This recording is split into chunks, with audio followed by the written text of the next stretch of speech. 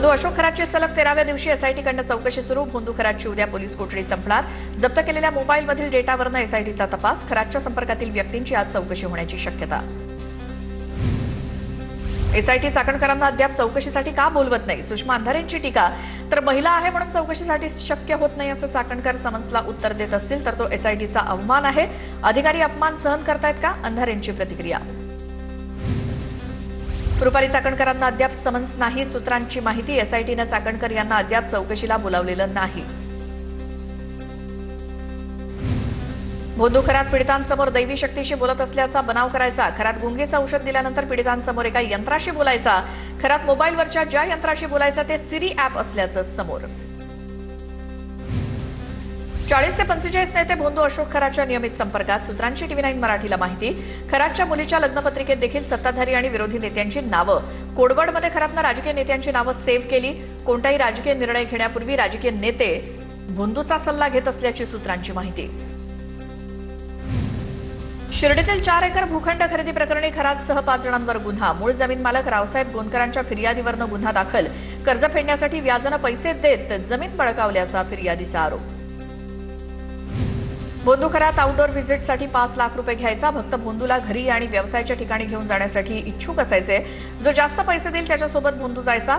SIT तपासात माहिती उघड। खरातच्या प्रकरणात कुणाकुणाची नावं घेणार? खरातकडे कोण कोण येत होते या संदर्भात त्यानं नावं घेतलेली पोलिसांनी आणि एसआयटीनं जाहीर करावीत। संजय राऊतांची मागणी। बुवाबाजी वाढवण्याचं काम आवारांनी केलं। खरात कसा सिद्धपुरुष आहे हे सांगणाऱ्या 18 पानांच्या जाणीवपूर्वक चमत्कारिक कथा लिहिल्या। सुषमा अंधारेंचा नामकरण आवारेंवर आरोप। महिला बालकल्याण मंत्री आदिती तटकरेंचे वडील भोंदूचे भक्त। वडील भक्त असल्यामुळे महिला बालकल्याण मंत्री देखील भक्त। भोंदू प्रकरणावरनं आदिती तटकरेंवरती राऊतांचा निशाणा। राज्याच्या महिला आणि बालविकास मंत्री आदिती तटकरे आहेत। महिला आणि बालविकास मंत्र्यांनी भोंदू खरात प्रकरणात एकही प्रतिक्रिया दिलेली नाही। काँग्रेसचे प्रदेशाध्यक्ष हर्षवर्धन सपकाळांची आदिती तटकरेंवर टीका। भोंदू खरातचा पीए ललित पोफळे वादाच्या भोवऱ्यात। ललित पोफळेकडे संपत्ती आली कुठून याची चर्चा। पुण्यातील कोरेगाव पार्कमध्ये 57 प्लॉटमध्ये खरेदी केलेले रो हाऊस। सीए ललित पोफळेच्या पत्नीच्या नावे रो हाऊसची खरेदी। खरातच्या सीएवर कारवाई करणं गरजेचं, शशिकांत शिंदेंची मागणी। हवाला मनी लॉन्ड्रिंग झाला असेल तर त्यांच्या मागे कोण कोण आहे याची चौकशी व्हावी। शशिकांत शिंदेंची प्रतिक्रिया। 31 मार्च 2018 मध्ये भोंदू खरातच्या ईशानेश्वर मंदिराला क वर्गाचा दर्जा देण्यात आला। अंधारेंचा दावा। तत्कालीन पर्यटन मंत्री जयकुमार रावल यांच्या काळात दर्जा दिल्याचा आरोप। आत्महत्या किंवा इतर काही दाखवून खरातला संपवायचं अशी चर्चा। भोंदू अशोक खरात प्रकरणावरून रोहित पवारांचं ट्विट। तर दादांच्या अपघाताची माहिती असलेल्या व्हीकेला वाचवण्याची चर्चा। सत्य लपवता येत नाही, रोहित पवारांचं ट्विट। भोंदू बाबा खरात महिलांसाठी वेगळा आणि इतर भाविकांसाठी वेगळा मोबाईल वापरायचा। बाबाच्या प्रभावाखाली असलेल्या महिलांचे वेगळ्या नावानं नंबर सेव्ह केलेले होते। सूत्रांची माहिती। भोंदूच्या ऑफिसच्या साऊंडप्रूफ काचा आणि दाराची फॉरेन्सिककडनं तपासणी। भक्तांची नोंद वही देखील जप्त। काळे पडलेले पेढे, संशयास्पद यंत्र ताब्यात। तपास अधिकाऱ्यांकडनं पीडितांना घटनास्थळी नेऊन तपास।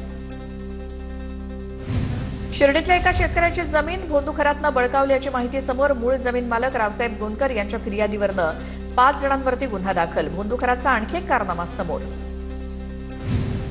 माझ्यावरती झालेल्या आरोपात तथ्य नाही। मी परमनंट होईन की नाही याची देखील खात्री नाही। पगार 2023 ला शाळेला ग्रँट मिळाल्यावरच सुरू झाला। 2022 साली शालार्थ आयडी केसरकरांच्या माध्यमातून मिळाल्याचा भोंदू खरातचा भाऊ दिलीप खरातवर आरोप। मंत्री जिरवाळांच्या व्हायरल व्हिडिओ प्रकरणी गुन्हा दाखल। ट्रान्सजेंडरच्या तक्रारीवर कफपरेड पोलीस ठाण्यामध्ये गुन्हा। ट्रान्सजेंडरच्या भावाविरोधातच कफपरेड पोलीस ठाण्यात गुन्हा दाखल। व्हिडिओ व्हायरल करण्याची धमकी दिल्याचा एफआयआर मध्ये आरोप।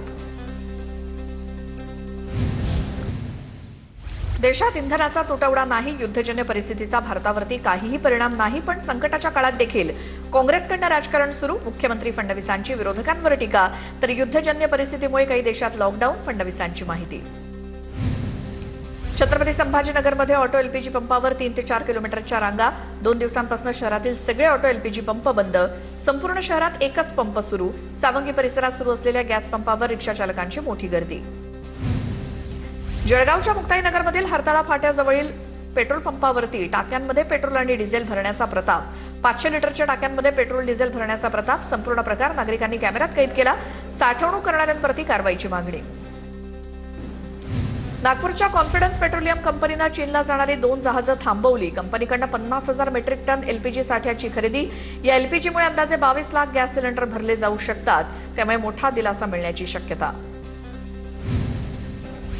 नागपुरातील प्राईम फ्युएल कंपनीचे एलपीजी पंप बंद, पुरवठा होत नसल्यामुळे गेल्या 12 दिवसांपासून एलपीजी पंप बंद. एलपीजी पंप बंद असल्यामुळे शहरातील रिक्षा चालकांना मोठा फटका. कोल्हापुरातील एलपीजी गॅसची सेवा ठप्प होण्याच्या मार्गावर. शहरातील एलपीजी गॅसचे दोन्ही प्रमुख पंप बंद, नागरिकांचे हाल.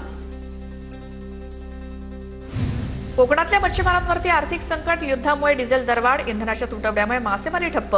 मच्छीमारांना दिल्या जाणाऱ्या डिझेलच्या दरात 23 रुपयांची वाढ. मच्छीमारांना दिल्या जाणाऱ्या डिझेलची किंमत 115 रुपयांवर.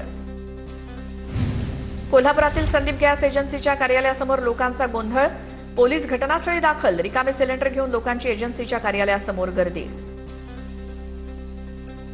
ठाण्यामध्ये व्यावसायिक गॅस सिलेंडरचा पुरवठा हळूहळू सुरळीत होण्यास सुरुवात. तर घरगुती गॅस सिलेंडर 25 दिवसाला 1 आणि 35 दिवसाला 2 सिलेंडर पुरवले जाणार. मुंबईत चारकोपमध्ये सिलेंडरसाठी लोकांची रांग. काल सिलेंडर न मिळाल्यामुळे लोकांनी गोंधळ घातला होता. धाराशिवच्या उमरगा येथील ठाकरेंचे आमदार प्रवीण स्वामींकडनं उमरग्यातील गॅस वितरणाचा आढावा. घरगुती गॅस धारकांना स्वामींचे ई-केवायसी आणि ऑनलाईन बुकिंग करण्याचं आवाहन.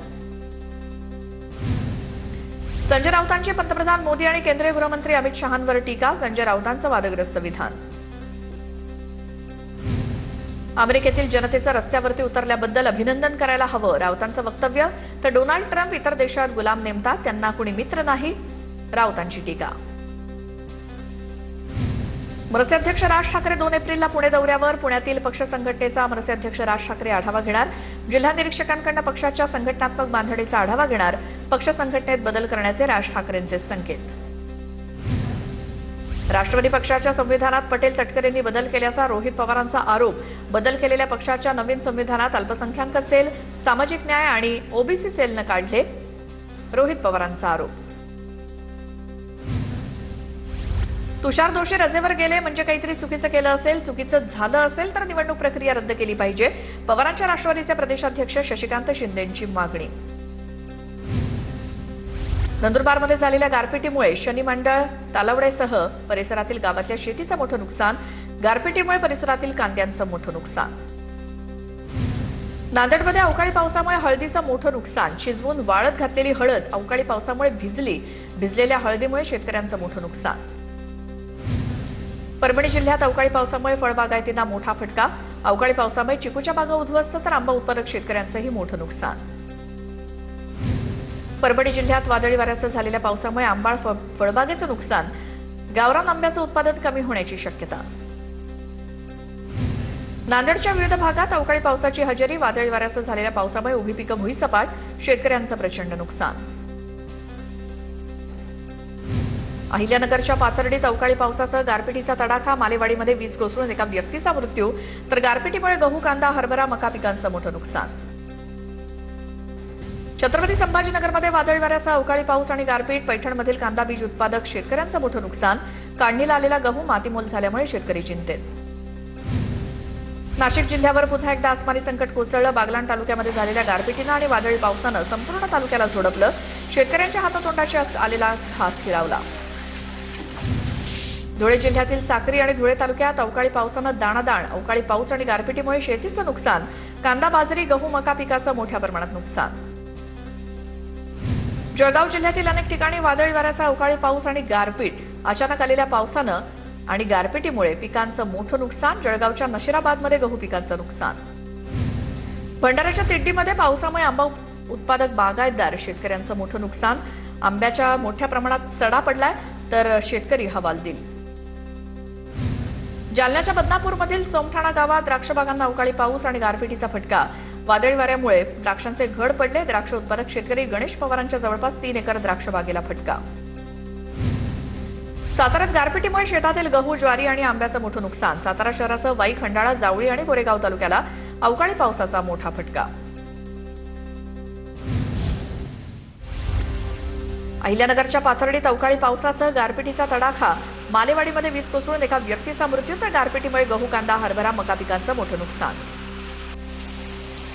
परभणी जिल्ह्यामध्ये काल झालेल्या पावसामुळे शेतकऱ्यांचं मोठं नुकसान. काढणीला आलेल्या कापसाचं नुकसान झाल्यामुळे शेतकरी आर्थिक संकटात. पुण्याच्या चाकण बाजार समितीचा गलथान कारभार समोर. अवकाळी पावसामुळे शेडच्या बाहेर ठेवलेला कांदा पावसात भिजला. कांदा उत्पादक शेतकऱ्यांचं मोठं नुकसान. इंदापुरात उजनी धरणग्रस्त बचाव संघर्ष समितीकडून जिल्हाधिकारी आणि कार्यकारी संचालक सिंचन भवन यांना निवेदन. अतिरिक्त संपादित आणि गाळपेर जमीन मूळ शेतकऱ्यांना परत देण्याची मागणी. भाजपचे आमदार राहुल कुल यांच्याकडून पीएमआरडीएच्या नवनियुक्त आयुक्तांची भेट. पीएमआरडीए क्षेत्रातील घरकुल अनुदानातील भेदभाव दूर करा, आमदार राहुल कुल यांची आयुक्तांकडे मागणी. पालघरच्या कंचाड कुडूस मार्गावरील वैतरणा नदीवरील पूल धोक्याच्या उंबरठ्यावर.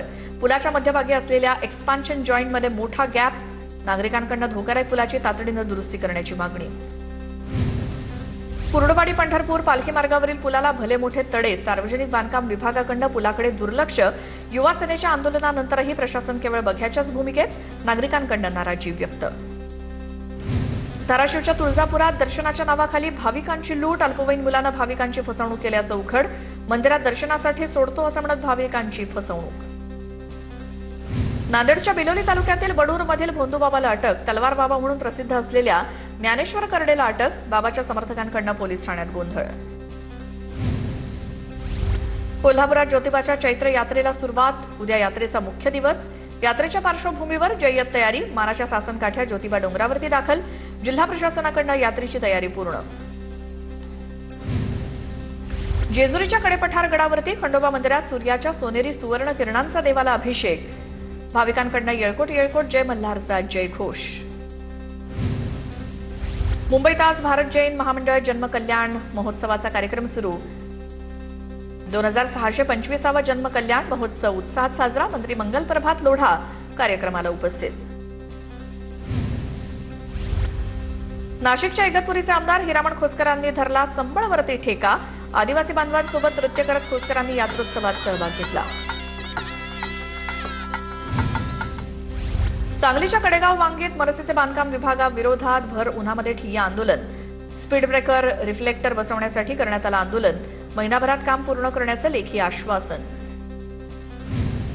भाजप नगरसेवक तेजिंदर सिंग तिवाना यांचा जनहितासाठी मोठा निर्णय. नगरसेवक कालावधीचं 5 वर्षांचं संपूर्ण मानधन आणि विविध समिती बैठकांसाठी मिळणारे सर्व भत्ते महापौर निधीसाठी समर्पित.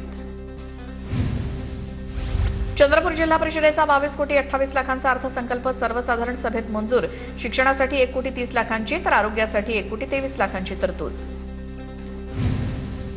लातूर महानगरपालिकेचा मालमत्ता कर भरण्याची आज शेवटची तारीख. सवलत देऊनही कर थकवणाऱ्या नागरिकांच्या नावांची यादी पालिका प्रसिद्धीला देणार.